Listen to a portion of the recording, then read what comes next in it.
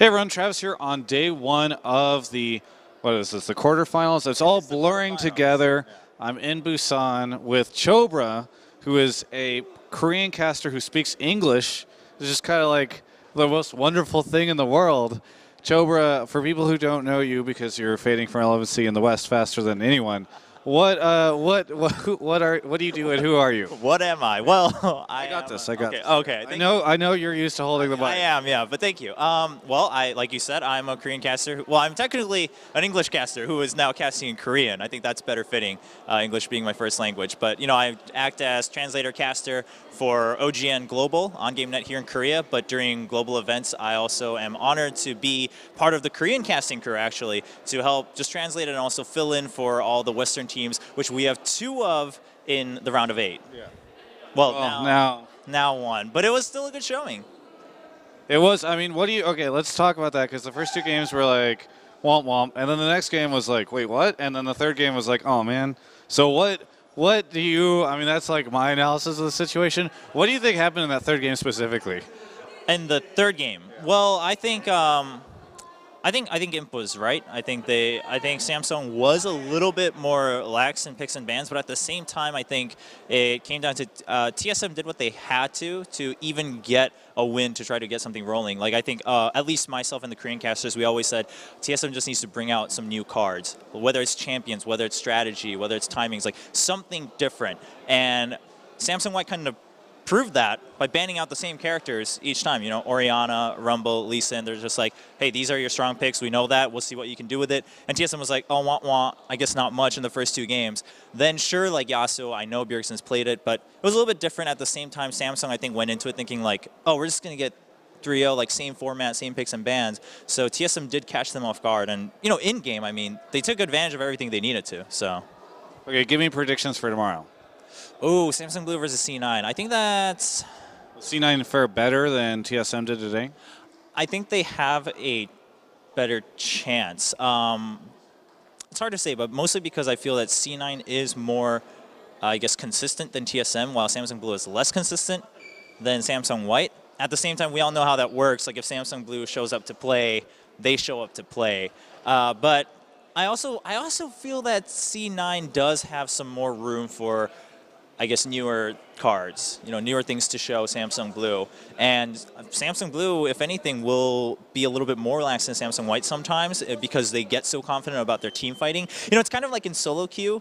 When you just finish a game, you're like level 18, you're like killing everyone as ADC, and then you go into the next game and you forget that you're like all the way back at level 1 playing Soraka, and you're like, oh yeah, I can fight everyone.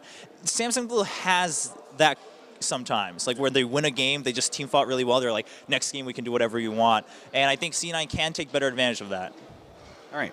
So, predictions for tomorrow? Like actual score? Yeah. I mean, I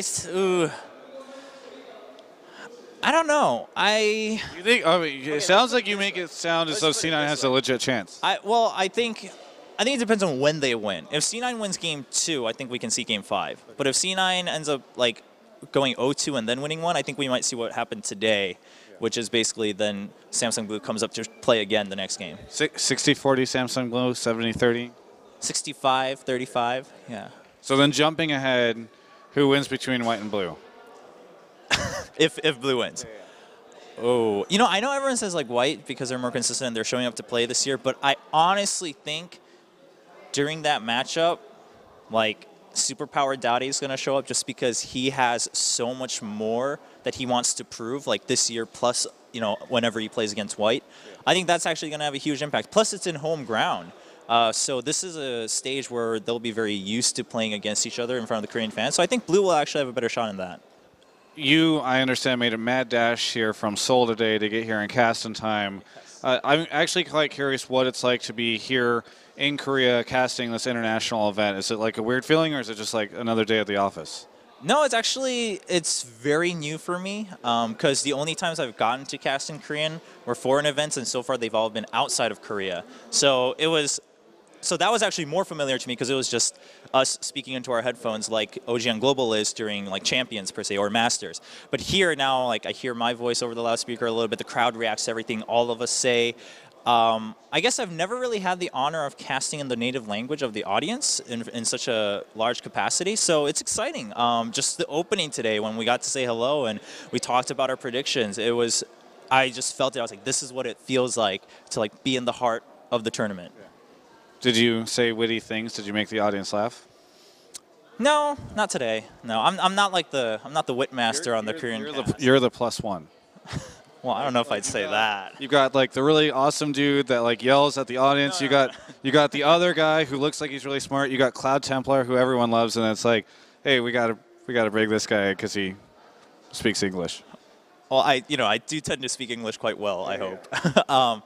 Well, I'm also there just to introduce a lot of the foreign teams. So whenever there's a Western team that plays, that's when I get to kind of bring in my information. I'm kind of there to be in charge of keeping up to date with LCS, their records. I mean, when Korean teams play, as much as I know a lot about them, we all do, right? These guys cast them all the time. I get to watch them at home. So then sometimes, I'll actually just give them more space because that is their home ground. But when, TSM C9 plays, I'm like, well, this is what this player has played. These are their win rates. They also have these tendencies in game. So I mean, it was fun, but I don't try to be too witty. Also, my Korean isn't as good as my English, so it's a little bit awkward sometimes. It's hard to make those puns. Yeah, it's hard to make the puns. That's about it. Well, I did make a good one during the round of 16, but it was against Fnatic, whom I love. But I asked everyone if Fnatic was going to show up to play the game or play baseball because they throw so hard. And it was nice. Well, kind of nice to have you on the Korean broadcast. It was really fun to listen to the English broadcast. Anyway, Chobra, you have anything that you want to say to any of your fans out there who might catch you every now and then on the screen or something like that? Yeah, well, for everyone who does watch anything OGN Global, whether it was Masters, Champions, or any of the other shows we do, thank you so much for your support. It really means a lot to us because for us, we just sit there and we just talk kind of to each other actually, and then to a camera. And I know we get so much support from you guys on online communities, on social media, but even then sometimes it's hard to really realize who we're working for and who we're working with. So anytime you guys reach out to us, whether it's messages, shout outs, it means a lot. So thank you so much. Continue to watch OGN and also, of course, the World Championship. I think this is turning out to be the best World Championship we've had in League of Legends. Not that there's been too many, but still it's been, I think it's had a good balance of high skill and drama. So I'm really excited to see how it pans out for the rest of the tournament.